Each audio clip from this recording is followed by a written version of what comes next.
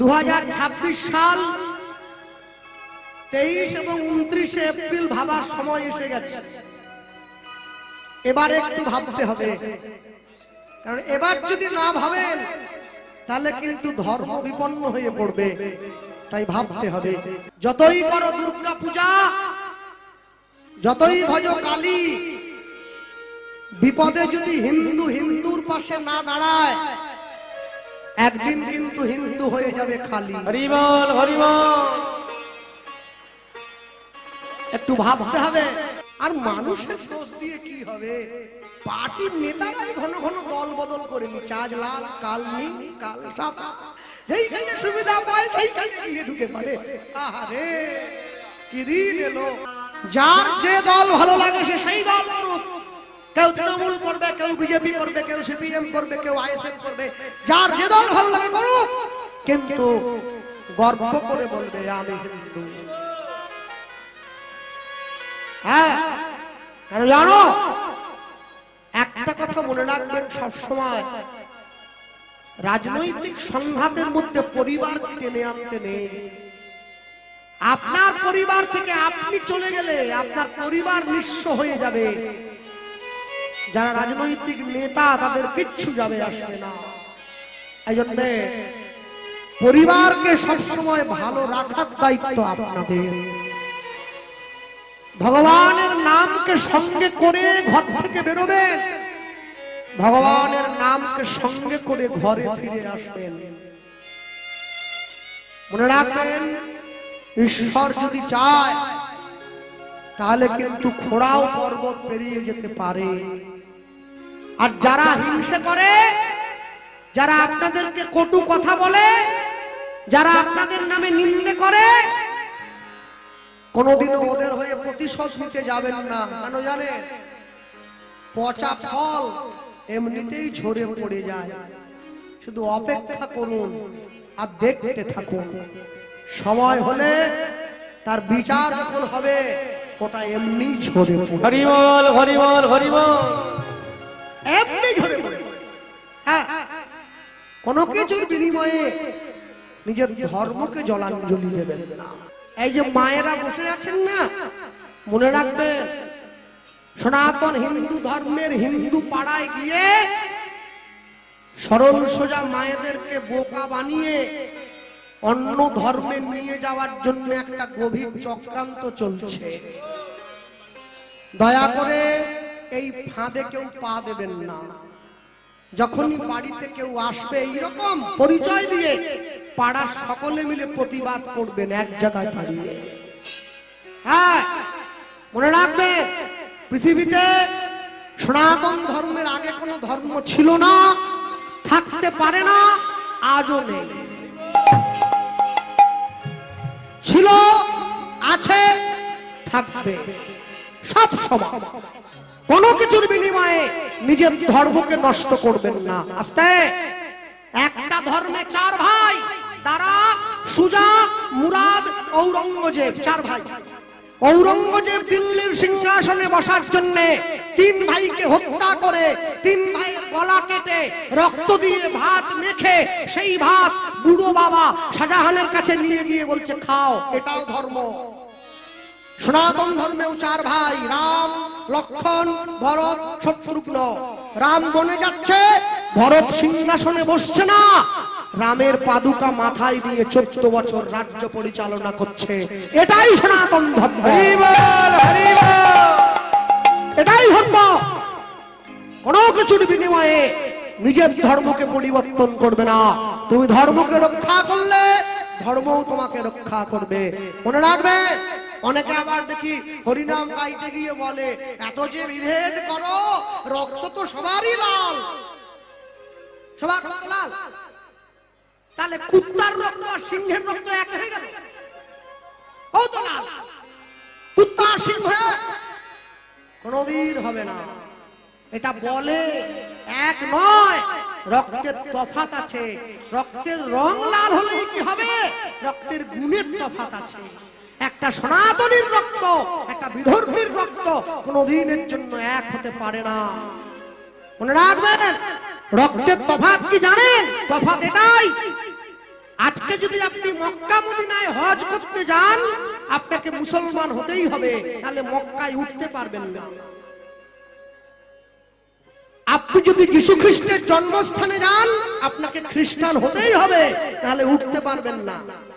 আপনাদের এই গ্রামের মন্দিরে যদি কোনো মুসলমান এসে বলে আমি একটু পুজো দেব, আমার পুজোটা কি নেওয়া যাবে? বলুন, আপনারা না করে দেবেন না? সবার জন্য অধিকার, এটাই সনাতন ধর্মের রক্তের বৈশিষ্ট্য। আমরা কাউকে হিংসা নয়, সবাইকে আপন ভেবে ভালোবাসি, কোনো কিছুর বিনিময়ে নয়। সব সময়ের জন্য জানবেন, জীবনে আমি যাই করি না কেন, দিনের শেষে একটু শান্তি পাওয়া আমার এটা বড় লক্ষ্য। সেজন্যই তো পরিশ্রম করেন নাকি? মাথার কাম পায়ে ফেলেন কিসের জন্য? একটু শান্তি পাওয়ার জন্য। তবে ইদানিং কালে শোনা যাচ্ছে হাওড়া জেলাতে কিছু কিছু জায়গায় শ্যামপুর টেম্পুরের দিকে গেলে, কীর্তনে যখন যায়, ওই দিকে শুনতে পাই হিন্দু বাড়ির মায়েরা নাকি অনেক অনেক বাড়িতে তারা সনাতন ধর্ম ছেড়ে দিয়ে কি খ্রিস্টানের দিকে একটু যাচ্ছে। এদিকে আছে নাকি? আছে? যাক, আছে। ও, তাহলে ওই জল তোমাদের দিকেও এসেছে না? ভালো হয়েছে। হ্যাঁ,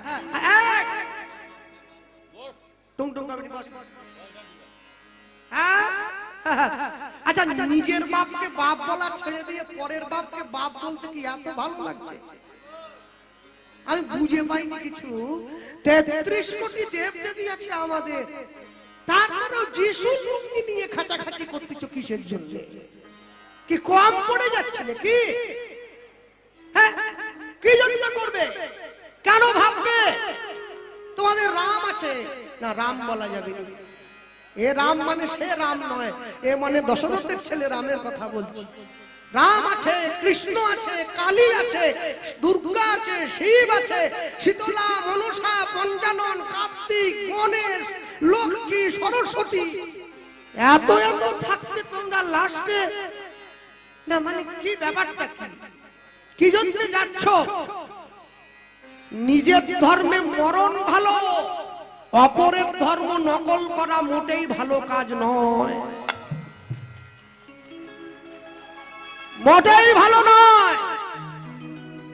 হ্যাঁ, বাড়ির মেয়েগুলো তুলসীর মালা পরতে লজ্জা পায়, কালো কারে করে যীশু খ্রিস্টের লকেট পরতে বড় খুশি হয়। মনে রাখবেন, আপনারা কি ভাবলেন আমার বাড়িতে আসেনি? আমার বাড়িতেও এসেছিল, ওই ভূত ধরাবে বলে। একটা মেয়ে এসছে, দুটো ছেলে, সুন্দরী মেয়ে অবশ্য। সুন্দরী মেয়েদের উপরে চট করে জোরে কথা বলা যায় না, হ্যাঁ, একটু ধীরে শুনে বলতে হয়। আর তার সাদা পোশাক পরে এসেছে, তো তার দুপুর বেলা এসছে, দরজা খুলে দিয়েছি। আমার মা আজকে আসেনি, বাড়িতে আছে, বেচারা থাকলে ভালো হতো। তা আমার মা বলে, দুপুর বেলায় যখন বাড়িতে লোক এসেছে, তুই একটু বসতে দে, আমি একটু প্রসাদ রেডি করছি, প্রসাদ পাবে, তারপরে কথা বলবো কি জন্য এসেছে। ওরে বাবা, আমি বলি একটু বসুন, তাহলে ফল জল একটু পান, তারপরে অন্ন হচ্ছে, অন্ন পেয়ে যাবেন একবার। বলে আমরা প্রসাদ খাইনি। শালা, প্রসাদ খাইনি, এ কোথাকার জন্তু রে? এই জগাই মালাই প্রসাদ খেয়েছে, মলয় চাঁদ কাজীর মতো মুসলমান প্রসাদ খেয়েছে, চপল গোপাল প্রসাদ খেয়েছে, এরা বলে আমরা খাইনি। তা আমার মা বলে, প্রসাদ যে খায়নি সে আমার বাড়িতে এতক্ষণ বসে আছে কি করে? আগে দূর কর, গোবর দিয়ে ঘর নিকোতে হবে, দূর কর। প্রসাদ খাইনি বসে আছে কি জন্য? আমি বললাম তুমি দাঁড়াও না চেঁচা, উনি দাঁড়াও, আমি একটু শুনে নেই আগে কি বলতে, শুনে নেই। আমি বললাম দিদি ভাই তাহলে কি বলবেন, তাহলে ঝটপট বলে ফেলুন। ওরে বাপরে, ভ্যানিটি ব্যাগ থেকে একটা কাগজ বের করে আমাকে দিচ্ছে, ওতে একটা লোক দাঁড়িয়ে আছে, খালি গা, এইরকম করে একটা ল্যাঙ্গট করা লোক, তার হাতে টাতে চারদিকে পেরেক টেরেক মারা আছে। আর তা আমি বললাম ইনি কিনি, আমি তো জানি, তবু বলা আর কি। বলছে তিনি তো পিতা পরমেশ্বর, হরে কৃষ্ণ। পরমেশ্বর তো সিংহাসনে বসে থাকবে, পরমেশ্বরের এইরকম হাল কেন? নিচে দেখি লেখা আছে বাংলায়, হে ঈশ্বর এরা কি করছে এরা জানে না, তুমি এদেরকে ক্ষমা করো। আমি বললাম দিদি ভাই এই যে কথাটা নিচে লেখা আছে এ তো টুগলি করা কথা। এখন আমার কথা ওরা বুঝতে পারতেছে নি, বলে টুগলি করা মানে, আমি বলি টুগলি মানে চুরি করা কথা। হ্যাঁ এটা বাইবেলের কথা, হতেই পারে না। কেন? মহাভারতের পিতামহ ভীষ্ম, অর্জুন যখন ভীষ্মকে তীরের শয্যায় শুইয়ে রেখেছিল, কৃষ্ণ কাছে এসে দাঁড়িয়েছিল, সেদিন পিতামহ ভীষ্ম এই কথা বলেছিল অর্জুনকে সামনে রেখে যে হে ভগবান কৃষ্ণ, অর্জুন যে কি করছে অর্জুন জানে না, তুমি ওকে ক্ষমা করে দাও। এ তো সেই কথা। বলে আমাদের বাইবেলে লেখা আছে god is truth, truth is god, সত্যই ভগবান, ভগবানই সত্য। আল্লাহ শোনো, বাইবেলের থেকে বহু আগে শ্রীমদ্ ভাগবতে লেখা আছে সত্যং পরম ধীমহি। হরি বল হরি বল। এখন যখন দেখতেছে কোনো দিকেই কিছু হচ্ছে নি, তখন আমাকে একটা 500 গ্রাম জলের বোতল দিয়েছে। আমি বললাম এটা দিয়ে কি করব? বলছে এইটা আপনার মায়ের জন্য। আমি বললাম আমার মা নিয়ে কি করবে? বলে যদি কখনো আঁঠুতে ব্যথা হয়, কোমরে ব্যথা হয়, এই জলটা 3 বার খেতে হবে, ফোঁটা কেটে 3 বার খেয়ে 3টে তালি দিয়ে হাতে বলতে হবে প্রভু যিশুর নাম, বললেই আঁঠু ব্যথা সেরে যাবে। আমি চিন্তা করলাম ওরে বাপরে, করোনা চলে যাওয়ার পর 2022 সালে দুয়ারে সরকার, এ তো দেখতেছি দুয়ারে ডাক্তার, আঁঠু ব্যথার ওষুধ নিয়ে বাড়িতে এসে গেছে। আমি বললাম দিদি ভাই আপনারা করোনার সময় কোথায় ছিলেন? অন্তত সেই সময়টা এলে হরিনামটা বন্ধ হতো নি। এই জল নিয়ে গিয়ে ছড়িয়ে দিতাম, মানুষকে বলতাম আপনারা বসুন, মাইক ম্যানের গায়ে একটু দিতাম, পালিয়ে যেতে হবে না, একটু বসে থাকুন, এই জল লাগলে করোনা হবে না। বলে না না করোনা ভালো হবে না, হাঁটু ব্যথা সেরে যাবে। আমি বললাম এ 2 নম্বরই কবে থেকে শুরু করছেন আপনারা? চিটিং বাজির একটা সীমা থাকা দরকার, সব সীমা পেরিয়ে চলে গেছেন আপনারা। হ্যাঁ ভক্তমন্ডলী ভক্তিমতী মায়েরা জমিদার ঘরণীর কাছে দাঁড়িয়ে প্রেমানন্দ ভিক্ষার ঝুলিটা বাড়িয়ে দিয়েছে। জমিদার ঘরণী প্রেমানন্দকে বলছে, প্রেমানন্দ প্রত্যেক দিন তুমি 21টা বাড়িতে যাও, 1 মুঠো করে ভিক্ষা নাও, 21 মুঠো ভিক্ষে, আজকে আমি তোমাকে একাই 21 মুঠো দিয়ে দেবো। প্রেমানন্দ দেখছে গুরুদেব তো জানতে পারছে না কি করে ভিক্ষা করলাম। 21 মুঠো ভিক্ষা নিয়ে তাড়াহুড়ো করে ভিক্ষার ঝুলিটা নিয়ে এইবারে গুরুদেবের আশ্রমে ফিরে আসছে, হাসি মাখা বদনে, ছলো ছলো নয়নে, হাসি মাখা বদনে, ছলো ছলো নয়নে, আনন্দ কাননে মন রহুল। হরি বলো হরি বলো মনে রে আমার, হরি হরি বল হরি বল মনে আমার, হরি বল হরি বল মনে আমার, হাসি মাখা বদনে, ছলো ছলো নয়নে, হাসি মাখা বদনে, ছলো ছলো নয়নে, আনন্দ কাননে মোর, আনন্দ কাননে মোর, রহুল বিরাজ। হরি হরি বল হরি বল মনে আমার, হরি বল হরি বল মনে আমার। কেউ তো কারো নয় এ কথাটা সত্য, তুমি ভেবেও দেখো মন সবই যে আমি প্রেম সে বলো। কেউ তো কারো নয়, এ কথা যে সত্য, ভেবে ভেবে নাম সবাই অনিত্য। কেউ তো কারণ হয় এ কথাটা সত্য তুমি ভেবেও দেখো বোন সবই যে অনিত্য প্রেম সে বল বাহু তুলে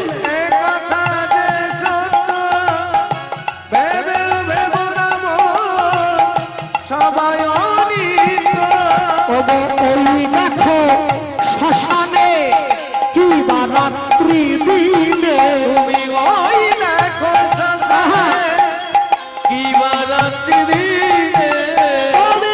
দেখো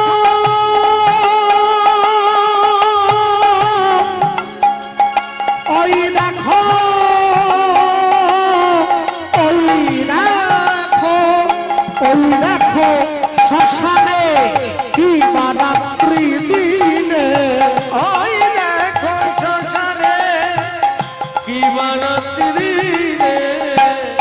পুড়িতেছে মানুষে ও গো পুড়িতেছে মানুষে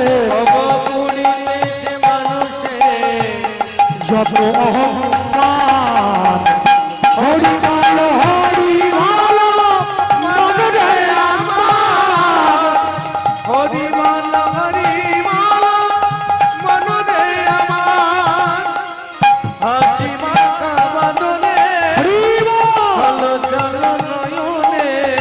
হাসি মাখা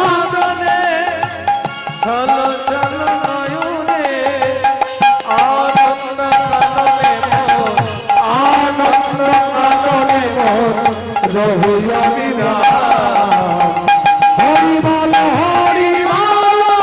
মনরে আমার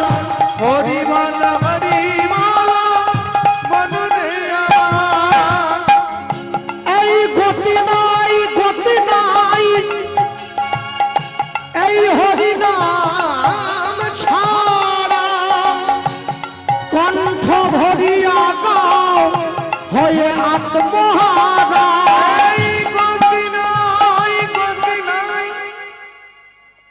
এক পকেটে মোবাইল থাকে আরেক পকেটে গীতা রাখবেন তবে জীবনে ব্যালেন্স থাকবে সপ্তাহে একদিন করে বাড়ির সকলে মিলে মাছ মাংস খেলাম পরের সপ্তাহে ওই দিনটায় কোনো ঠাকুর বাড়িতে গিয়ে প্রসাদ খাবো তবে তো জীবনে ব্যালেন্স থাকবে মাসে একদিন করে বাড়ির সকলে মিলে পিকনিক করতে গেলাম সিনেমা দেখতে গেলাম পরের মাসে ওই দিনটায় সকলে মিলে হরি নাম শুনতে যান তবে তো জীবনে ব্যালেন্স থাকবে হ্যাঁ আমাদের তো বছরটা শুরু হয় রক্ত মেখে হয়ে গেল একদম বছরের প্রথম দিন পয়লা জানুয়ারি না মানে জানুয়ারি পয়লা জানুয়ারি ওদিন তো জানোয়ার খাওয়ার দিন প্রথম দিনই একবারে মুরগি টুরগি খেয়ে ছাগল টাগল খেয়ে হাতে রক্ত মেখে একবারে মদ খেয়ে মারামারি করে প্রথম দিন শুরু হয়ে গেল তাহলে বছরের প্রথম দিন যদি মারামারি করে শুরু করি সারা বছরটা ভালো যায় কি যাবে না ভালো লাগুক আর না লাগুক রোজ খাবেন তিতা ইচ্ছে করুক আর না করুক রোজ পড়বে গীতা ভুল হোক তবু পড়বে তুলসীর মালা সবাই পড়বে প্রত্যেকে পড়বে লোকে আমাকে বলে কৃষ্ণবাবু আমি যে মাছ খাচ্ছি আমি বলি কি এটা না পড়ার জন্য বলে যা মন চাই তাই খাবে মাছ খাবে মাংস খাবে ডিম খাবে সাপ ব্যাং টিকটিকি গিরগিটি আরশোলা ছুঁচো ইঁদুর টিঁদুর সব খাবে হ্যাঁ আমার ঠেকা পড়েছে বলে আমি খাইনি ঠেকা তোমাদের সব খাবে যারা আমিষ খাও তুলসীর মালাটা কণ্ঠের থেকে নামিয়ে পড়বে যারা নিরামিষ সেবা করেন কণ্ঠের সঙ্গে লাগিয়ে পড়বেন তবে পড়বেন কেন লাইনে দাঁড়ান তবে তো ডাক পাবেন আর যে সমস্ত মায়েদের এবং মেয়েদের মালা পরতে লজ্জা করে তাদের জন্য উপায় একটা বলে গেলাম রাত্রেবেলা ঘুমানোর সময় মালা পরে ঘুমোবে কেউ জানলো না নাইট ডিউটি তো সকালবেলা ঘুম থেকে উঠে মালা খুলে বালিশের তলায় রেখে ঘরের বাইরে বেরো কেউ জানলো না ডিউটি হচ্ছে কেউ জানতেও পারছে না। একদিন, দুদিন, 3 দিন, 4 দিন, 5 দিন, 6 দিন, 10 দিন, 15 দিন, 1 মাস, এরপর দেখবে গলার মালা গলায় রয়ে গেছে, তুমি ঘরের বাইরে চলে এসছো। মানুষের সঙ্গে প্রেম করলে প্রেম কমে যায়, ভগবানের সঙ্গে প্রেম করলে প্রেম বেড়ে যায়। আকাশের শোভা চাঁদ, চাঁদের শোভা তারা, বৃন্দাবনে কৃষ্ণ শোভা, নদিয়ার শোভা গোরা, গ্রামের শোভা বাড়ি আর রাস্তার শোভা গাড়ি, মুসলমানদের শোভা তার বড় বড় দাড়ি, এত বড়। বাঙালি হিন্দুরা সংসারে পড়ে ভোগ করে কত জ্বালা, তবু তারা গলায় দিল না দুপে তুলসীর মালা। পড়বে এই গতি নাই, গতি নাই, হরি নাম ছাড়া উলুধ্বনি অন্ত ভরিয়া না হয়ে আত্মমারা। ওই দেখো তোমার বন্ধু তরিতেছে ভব সিন্ধু। ওই দেখো তোমার বন্ধু তরিতেছে ভব সিন্ধু। ওই দেখো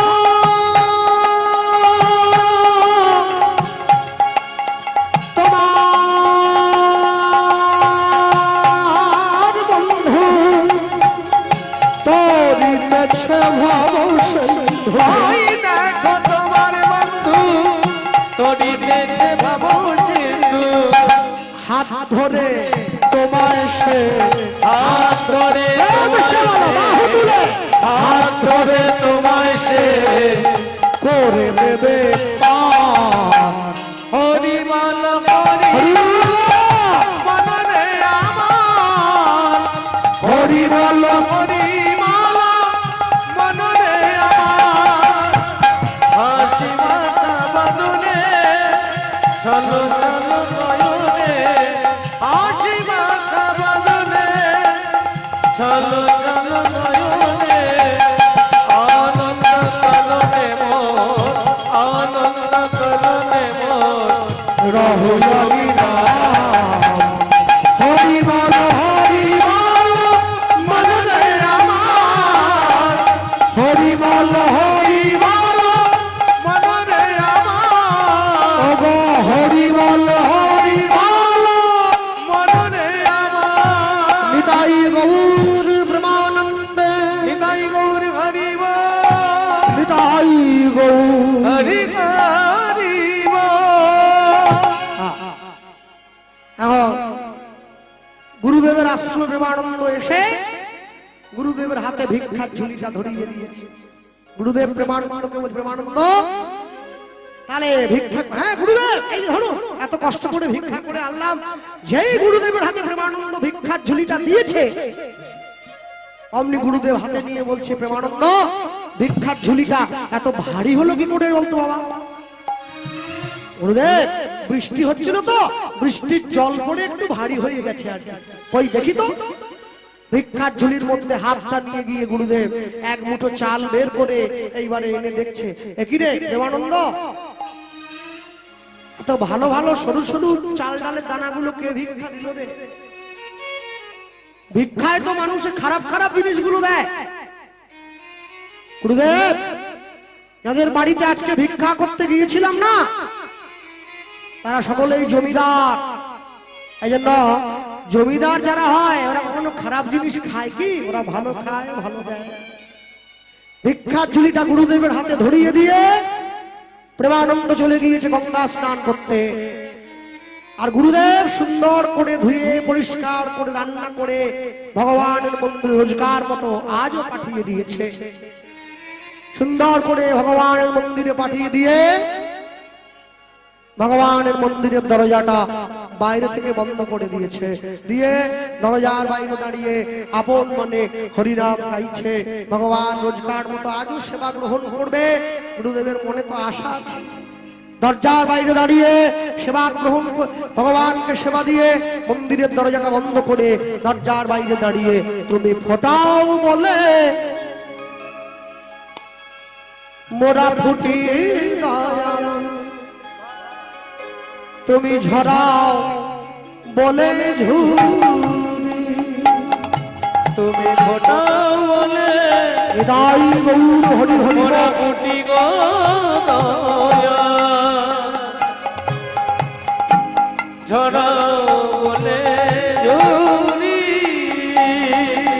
তুমি ফোটা বলে মোরা ফুটিব দয়াল, তুমি ঝরাও বলে তুমি ফোটা বলে মোরা ফুটিব দয়া, ঝরা বলে ঝুরি। তুমি হাসা বলে মোরা হাসিব দয়াল, কাদা বলে কাঁদি। তুমি হাসা বলে হাসিব দয়া, কাঁদা বলে কাঁদি। তুমি হাসা বলে মোরা হাসিব দয়াল, কাদা বলে কাঁদি। তুমি হাসা বলে হাসিব দয়া, কাঁদা বলে কাঁদি। ফোটাও বলে মোরা ফুটিব দয়াল, তুমি ঝরাও বলে তুমি ফোটা বলে মোরা ফুটিব দয়া, ঝরা বলে ঝুরি। দয়াময় দয়াময় দয়াময়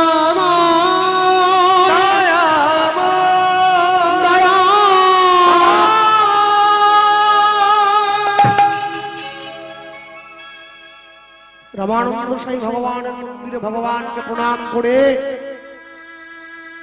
যখনই মন্দিরের দরজাটা খুলে দিয়েছে, তাকিয়ে দেখছে প্রত্যেক দিন ভগবানকে সেবা দেওয়ার পর ভগবান নিজের সেবা করে যায়।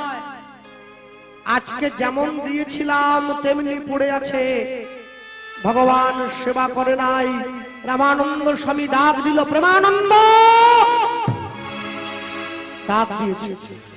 আর যেই ডাক দিল অমনি প্রেমানন্দ এসে দাঁড়িয়েছে। গুরুদেব, প্রেমানন্দ সত্যি করে বলতো বাবা, প্রত্যেক দিন তুই যে নিয়মে ভিক্ষা করিস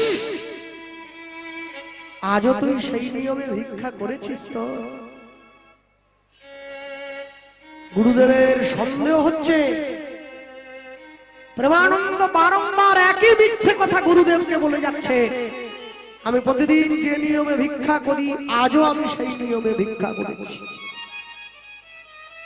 জীবনে চারটে জায়গায় কোনোদিন মিথ্যে কথা বলতে নেই। বাবা মায়ের কাছে, গুরুদেবের কাছে, উকিল ব্যারিস্টারের কাছে, আর ডাক্তার বাবুর কাছে। চারটে জায়গায়। ভক্তমন্ডলী, ভক্তিমতী মায়েরা, যখনই প্রেমানন্দ গুরুদেবকে বারংবার একই কথা বলছে, গুরুদেব প্রেমানন্দের হাত ধরে ঘরের মধ্যে নিয়ে গিয়ে প্রেমানন্দকে দেখাচ্ছে, ভালো করে দেখ বাবা, তুই প্রত্যেক দিন ভিক্ষা করে এনে দিলে মন্দিরের মধ্যে নিয়ে গিয়ে আমি ভগবানকে সেবা দেওয়ার পর আমি দেখতে পাই থালায় অর্ধেকটা অন্ন থাকে না, বাটিতে অর্ধেকটা ব্যঞ্জন থাকে না, গ্লাসে অর্ধেকটা জল থাকে না। কিন্তু আজকে আমার ভগবান সেবা করেনি, আমি যেমনি দিয়েছিলাম তেমনি পড়ে আছে। আস্তে মনে রাখবেন, যারা বসে আছেন স্থানে, আগেকার দিনের বয়স্ক লোকেদের কাছে একটা কথা শুনেছিলাম। এই যে হাওড়া জেলায় বসে আপনারা কীর্তন শুনছেন, এই হাওড়া জেলাটারও অনেক ভাগ্য ভালো। কেন বলুন তো? এই হাওড়া জেলায় নিতাই গৌর দুই ভাই এসেছিল। জমিদার কৃষ্ণানন্দ দত্তের ঘরে দুই ভাই এসেছে। নিতাই গৌরকে কাছে পেয়ে জমিদার মশাই দুই ভাইয়ের সেবা দিয়েছিল। নিতাই গৌরের চরণধুলি যে গ্রামে পড়েছিল, গ্রামটার নাম হয়েছিল আনন্দধুলি। ওই আনন্দধুলি নামটা বর্তমানে ছোট হয়ে আন্দুল নামে পরিচিত হয়েছে। ওটা হাওড়া জেলাতেই পড়ে। গ্রামের মায়েরা নিতাই গৌরকে বিদায় দেওয়ার সময় চোখের জলে কাঁদতে কাঁদতে শঙ্খ বাজিয়ে বড় রাস্তার উপর দাঁড়িয়ে বিদায় জানিয়েছিল। গ্রামের সকল মায়েরা শঙ্খ বাজিয়ে যে জায়গাটায় দাঁড়িয়ে নিতাই গৌরকে বিদায় দিয়েছিল, ওই জায়গাটার নাম হচ্ছে সাঁকরাইল। ওটাও হাওড়া জেলাতে পড়ে। মহাপ্রভু চলতে গিয়ে স্নান করতে গিয়ে যে ঘাটটায় পা পিছলে পড়ে গেলেন, ওটা পিছল দহের ঘাট। ওটাও হাওড়া জেলাতেই পড়ে। শ্যামপুর পিছলদার ঘাট বলা হয়। মনে রাখবেন, অনেক ভাগ্য করে জন্ম নিয়েছেন। অতএব যে ঘরে জন্ম নিয়েছেন, যে মাটিতে জন্ম নিয়েছেন, সবার আগে সেই মাটির একটু কদর তো করতে হয়, তাকে তো সম্মান দিতে হয়। সব সময়ের জন্য জানবেন, দুপুর বেলায় ফুলকপি খেলে বিকেল বেলায় ফুলকপির ঢেকুর ওঠে। দুপুরে মূলো খেলে বিকেলে মূলোর ঢেকুর উঠবে। যৌবনে হরিনাম করলে বুড়ো বয়সে হরিনামের ঢেকুর উঠবে। আর যদি যৌবন বয়সে কোথা এলআইসি, কোথা পোস্ট অফিস, কোথা টাকা, কোথা এই সব যত করতে থাকবেন, বুড়ো বয়সে তত ওই ঢেকুর গুলোই উঠতে থাকবে। আমার মা মাঝে মাঝে আমায় বলে, সারা জীবন তো আর কীর্তন চলবে না, বুড়ো বয়সে বসে খাওয়ার জন্য একটা এলআইসি তো করে নে। পয়সা দিয়ে মরণ কিনতে বলতেছি। কি এলআইসি মানে তো ডেথ সার্টিফিকেট, মরণ কেনা আর কি। হ্যাঁ, বেঁচে থাকলে 20 লাখ, মরে গেলে 40, ডাবল হয়ে যাচ্ছে। আর লোকে ওর নাম দিয়েছে ডেথ বেনিফিট। আরে আমি যদি মরে যাব, কিসের বেনিফিট? সবই তো লস। বেনিফিট মানে ও নমিনি যে থাকবে সে বড় লোক হবে, আমার গিন্নি। ও যেদিন থেকে জানতে পেরেছে, আমার যদিও নেই বলতেছি আর কি, ও যেদিন থেকে জানতে পেরেছে ওর নামে নমিনি আছে, ও গোপাল ঠাকুরকে একটা করে ফুল বেশি দিচ্ছে, বলে আমার স্বামীকে তুলে নাও। কেন স্বামী উঠে গেলে আমার 40। কি যে মানে মানুষ যে, আমি ভাবি শুধু পয়সা দিয়ে মরণ কিনে আলমারিতে ঢুকি রাখছে। আমার বছরে একবার করে সার্টিফিকেট বের করে চেক করে ডেট ঠিক আছে তো। বুড়ো বয়সে বসে খাওয়ার জন্য এখন থেকে পয়সা জমাচ্ছি, যদিও বুড়ো হব কিনা সে গ্যারান্টি নাই। যেভাবে আমেরিকা ইরানের মধ্যে যুদ্ধ হচ্ছে, একটা চকলেট বোম যদি পশ্চিমবঙ্গে এসে পড়ে রে বাছা, ওরা তো মিসাইল মারতেছে চকলেট বোমের মতো করে, দুরুম করে মেরে দিল।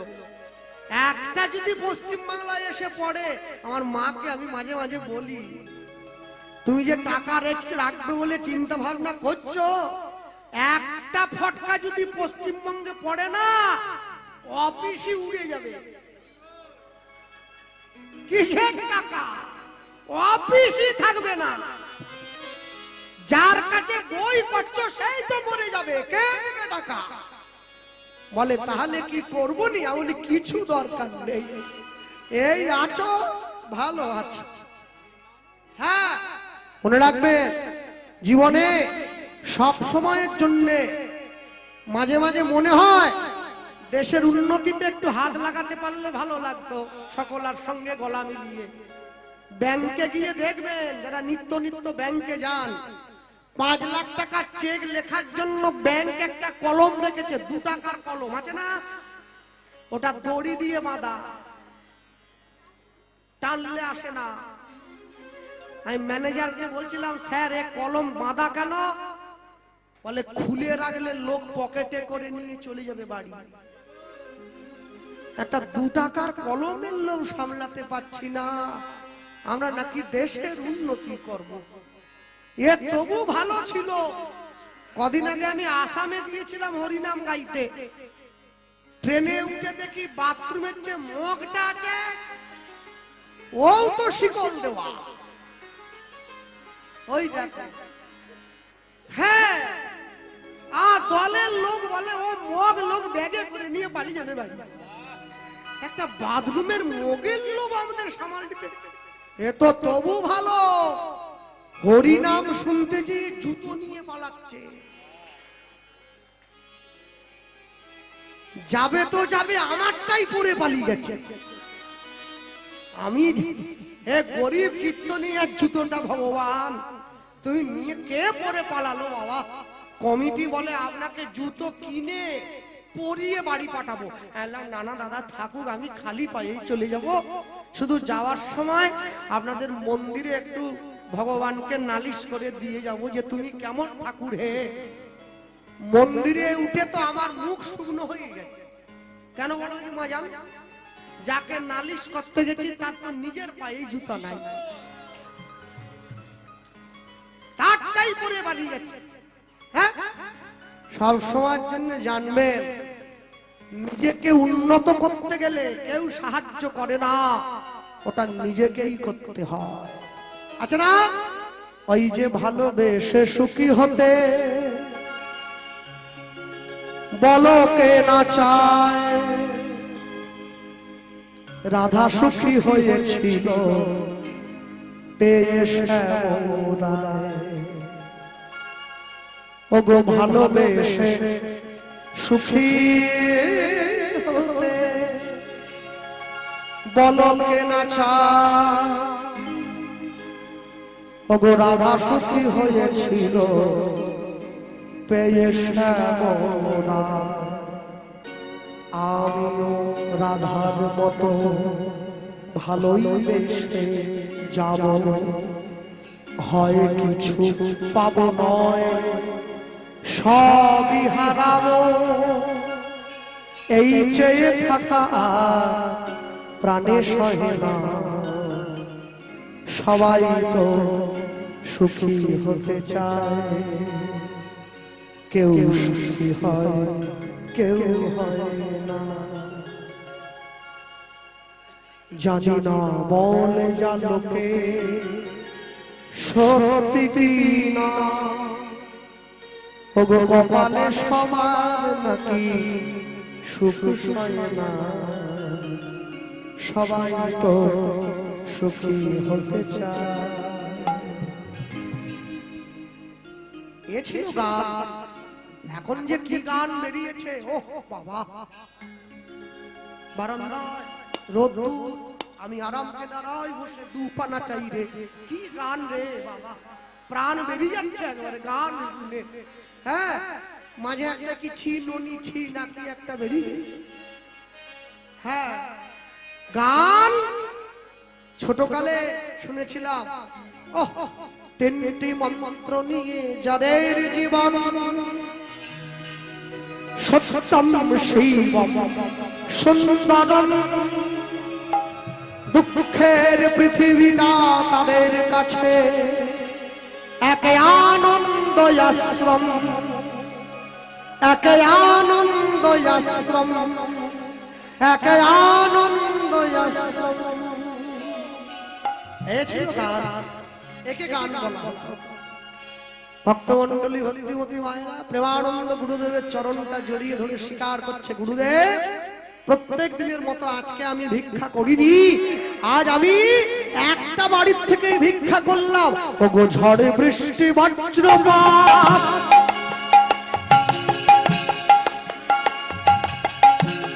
দুর্দৈব দেখিয়া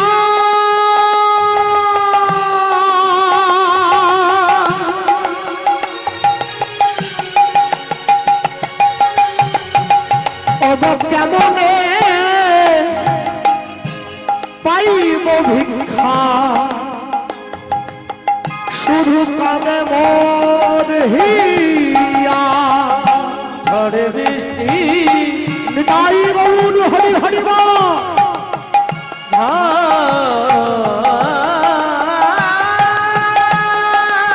ঝড় বৃষ্টি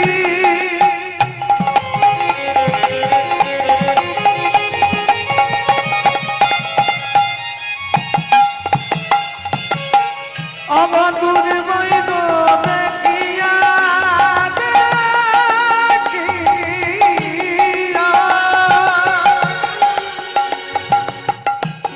ওগো কেমনে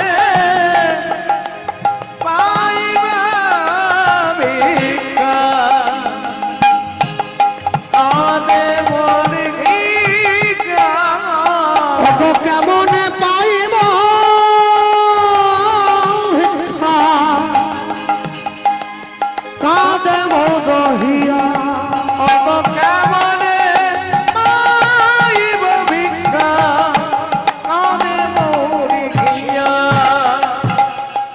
এক ঘর হইতে আমি অন্য ঘরে যা ঘর হইতে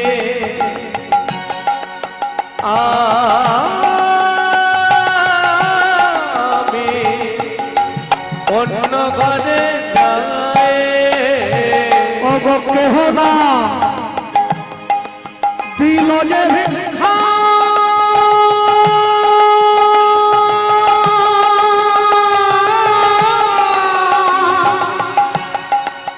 কেহ ফিরিয়া না চায় আমাকে বলা দিল যে ভিক্ষা